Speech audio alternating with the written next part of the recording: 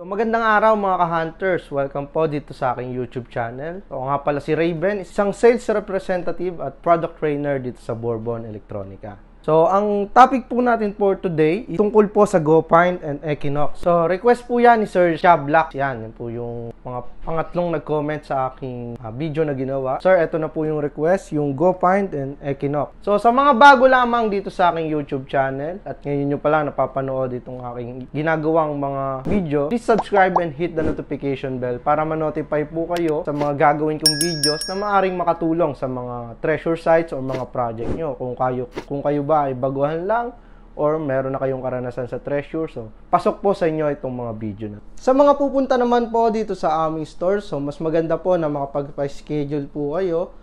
So tawagan nyo lang po yung mga number ko sa nailalagay ko sa screen, at kung gusto nyo naman po i-add nyo rin po yung aking Facebook na ilalagay ko rin po dyan. So mas maganda kasi na may demo po sa inyo na actual, mas makakapamili kayo ng oras. Kung may mga katanungan po kayo about sa mga equipment na gusto nyong bilhin, so pwede nyo rin po tawagan niya. So tara mga ka-hunters, discuss po natin tong request ni Sir Chablax na GoPint and Equinox series.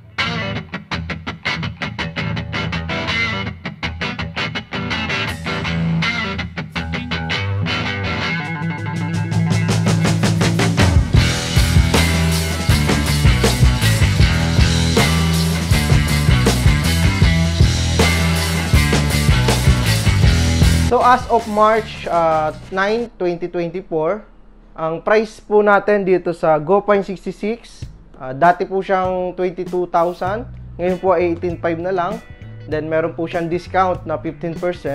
So papatak na lang po ng 15,725 yung GoPint 66. As of March 9 po yan, 2024. Ang GoPint 22 naman po, bumalik po siya sa dati niyang presyo na 13,800. Then may bawas pang 15%. Magiging total na lang po is 11,730. So matatapos itong promo nito hanggang March 31. So pwede nyo na po siyang i-avail hanggang March 31 na mataas yung discount. So dito naman po sa Equinox series, so same price pa rin po, wala po siyang discount kahit ano. Ang Equinox 600, 51,900. Ang Equinox 700, 64,900. Ang Equinox 800 is 69,900. Ang Equinox 900 is 89,900. So, tungo naman tayo sa comparison ng GoPint 66 at Equinox series. So, ano ba yung pagkakaiba? So, unahin po natin dito sa GoPint. So, si GoPint po is collapsible. And pagkabukas nyo, pwede ninyo na siyang gamitin. So, wala na kayong mga ground balance. Automatic ground balance na po ito. Ito po ay isang battery operated and pwede nyo po siyang i-connect sa mga cellphones. Yan. Ito po yun. Collapsible lang po yan. Yan. Kaya ganyan nyo lang din. Yan. Pagkabukas nyo, battery lang kailangan nyo, start na kayong mag-detect. Pero, meron po itong pagkakaiba sa mga Equinox and Vanquish series. Ito po kasing si GoPint 66 ay isang single frequency. So, ano po ba yung single frequency? So, sa single frequency kasi, ang nakaset lang po yung frequency niya sa 7.2 to 8.4 frequency. So, medyo mababa yung frequency niya. Kaya, ang mga nade-detect niya, mga 25 cents, ganun kalalaki. Nagsisimula sa mga 25 cents yung diameter o yung laki ng isang object na nade-detect nito pataas. Iba naman po sa mga Equinox series. Sa Equinox series naman po at Vanquish series, isa po yung multi-IQ. Pwede po yung umabot ng 2.7 up to 40 kHz. So, kahit mga gold nuggets detected po ng mga yan. Vanquish and Equinox. Si Equinox, ang pagkakaiba lang niya sa Vanquish, pwede po yung Equinox sa dry and wet soil. Ang mga Vanquish, so, hirap sila sa mga wet soil. Pero pwede rin naman. Pero mas maganda ang detection ng Equinox sa mga Vanquish pagdating sa mga wet soils. Mga wet sands, basta basa. Alkaline soil, yan, mas maganda yung detection ng Equinox series. Ang pagkakaiba rin po ng tatlong yon, ito is waterproof lang po is yung coil. Bawal mabasa itong mga kanyang shaft, itong system box. The same po sa Vanquish, bawal din mabasa. Coil lang yung pwede. Ang pagkakaiba naman dito sa Equinox series, pwede mo po siyang i-submerge, fully submerge. Kahit yung mga system unit niya is pwede mo siyang ilubog sa tubig. So, yun po yung kagandahan dyan. So, dito po sa GoPine 66, pag binuksan mo, ang ilalabas niya lang po sa kanya is yung mga icon. Icon ng iron and icon ng mga non-ferrous metal. Hindi po tulad sa mga Vanquish, meron po siyang mga target ID na sinusunod. So, sa target ID na yon, malalaman mo kung yan ba ay gold, silver, brass, copper, depende sa taas ng conductivity ng isang metal. So, yung multi-IQ ang nagpaganda sa mga Vanquish and Equinox. Ang multi-IQ kasi simultaneous frequency po yan. Simula 2.7 hanggang 40 kHz, kaya nyo po yung i-operate simultaneous. Pagbukas nyo, yun na po yung frequency na i-detect nya. Mapalaki man yan or mapamaliit, kaya niya po yan ma-detect. Ang Vanquish 340, wala po siyang pinpoint. Then, ang Vanquish 440 and 540, meron po siyang mga pinpoint. Mas maganda kung mag-upgrade kayo sa mga Equinox 600. Kasi sa Equinox 600, meron siyang mga pinpoint, ground balance, so pwede nyo siya ibaba sa mga hukay. Kasi yung mga GoPine and Vanquish, so mahirap yan ibaba sa hukay kasi automatic ground balance yan. Once na lumalim na, maring magulo-gulo yung mga detection niya kasi automatic ground balance siya. Di tulad ng mga Equinox, meron siyang ground balance. So, maiga-ground balance mo sa baba ng lupa kasi iba yung terrain ng lupa sa taas, tapos nagukay kayo, maring basa na yon or ano. Siyempre, mag-ground balance kayo doon. Yun, kaya niyang mai-lessen yung mga mineralization, yung mga Equinox. So, nagsimula po yan sa 600 hanggang Equinox 900. So, ipapakita ko naman sa inyo yung detection ng GoPine at ng Equinox. So, simulan po natin dito sa GoPine. So, yan po yung makikita natin sa GoPine. Yan. Merong ferrous, low value metals, high value metals, and low value and high value metals. Yan po yan makikita. Then, ang itetesting po natin dyan is yung ferrous metal, alloy, yung mga high conductivity. Then, ito pong non-ferrous metal and gold. Yan. 18 carats gold po ito. So, tingnan po natin dito sa GoPine. Sa GoPine, yan, pag dinetect mo yan, ganyan po yung detection niya. Then, pag kinancel mo yan, yung nasa unahan na yan, hindi mo na madedetect yung gantong kalasing ferrous. Yan, hindi mo na siya madedetect. Pag inopen mo naman po yan, detected mo yan. So, testing naman po natin dito sa non-ferrous. Yan, dyan po siya lalabas. Sa high value metals. So, sa alloy naman, yung mas mataas yung value. Yan, dyan po siya lalabas. Ang mga gold, pwede po yan sa mga low value and high value metals.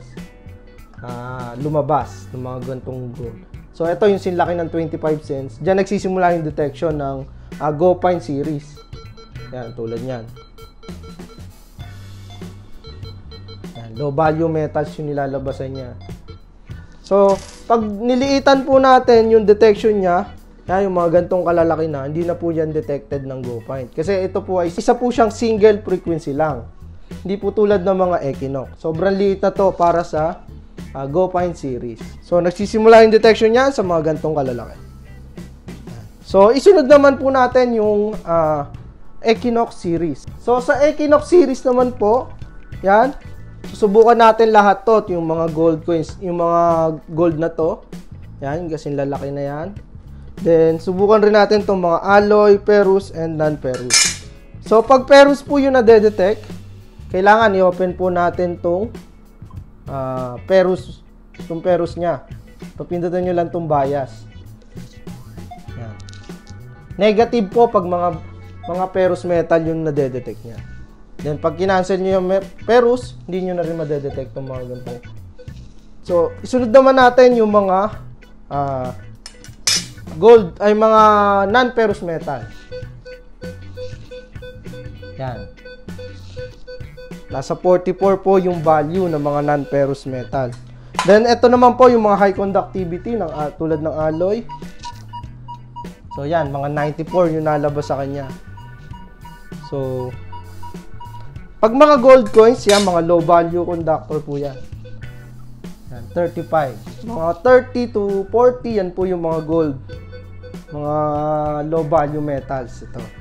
Then, pag mga non-ferrous metal, tulad ng mga stainless, Yan. Low value pa rin, pero mas mataas siya kaysa sa gold. Nasa 40 yung value niya. Pero yung mga silver, mga alloy, yan, copper, mga high conductivity, yan, mas mataas po yung kanyang pinoproduce na sound. So, testing naman po natin dito kasi isa po siyang simultaneous na multi-frequency o multi-IQ frequency. So, kaya niya po i-detect yung mga yan. Simulan natin dito sa gantong kalaki. Yan. Halos 10 inch, kaya niya pa to. Yung gantong kalaki. Then, sunod naman natin yung hindi na kaya ng GoFind. Ito. Yan, kaya niya pa rin yan. Sunod naman, ito yung gantong kaliit. Yan, detected niya pa rin yan. Sunod naman, ito yung ganito ng kaliit. Yan. Yung mas maliit sa kanya. Yan, detected niya pa rin. Sa 1 inch na nga lang. Siyempre, pag mas maliit, sa mas mababaw mo lang siya madedetect. Pag mas malaki, mas kaya mo siya madetect na mas malalim. At depende na rin po sa mga carats ng gold. Mas mataas ang carats, may malaki po yung possibility na madetect mo siya sa malalim. So, yun lang naman po yung mga pagkakaiba ng GoFind series and Equinox series. So, ang mga paggamit naman dyan, madali lang naman po yan. Pagkabukas nyo, i-edit nyo lang yung mga sensitivity. Yung mga sensitivity naman, alam naman po natin na pag mas mataas ang sensitivity, so mas may posibilidad na ma-detect nyo ang mga mineralization. Kaya po dapat mababaan po natin yung mga sensitivity dito. Ito, may madami po yung mode. Meron po yung mode na pinpoint, yan. Malalaman mo yung size ng target dito sa Equinox series. So yan, kung bago lang po kayo dito sa aking YouTube channel, kung gusto nyo po yung mga ginagawa kong mga video, please subscribe and hit the notification bell para ma-notify po kayo sa mga gagawin kong videos na maaaring makatulong sa inyong mga site or mga project. Kung gusto nyo pang may malaman about sa mga pan-treasure hunting equipment, comment nyo lang po sa baba yung mga gusto nyo pang malaman. So, mas maganda pa rin po kasi na makapunta kayo dito sa aming store para ma-actual nyo yung mga gusto nyong bilhin or ma-demo sa inyo at masabis na sa inyo ng tama kung para saan ba talaga ginagamit itong mga equipment na napusuan nyo or talagang mas gusto nyo talaga ito yung bilhin nyo. Hanggang sa muli po, ako po si Raven, isang sales representative at product trainer dito sa Bourbon Electronica.